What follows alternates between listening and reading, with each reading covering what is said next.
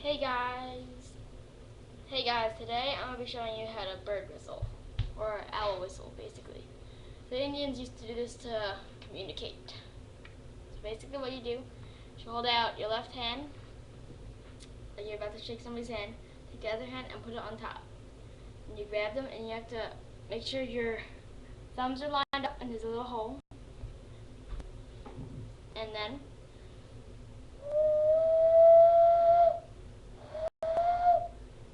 you just blow into it.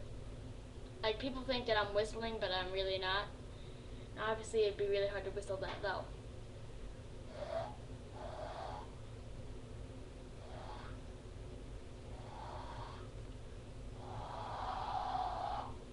Sometimes if you don't get it, you just have to readjust your hands.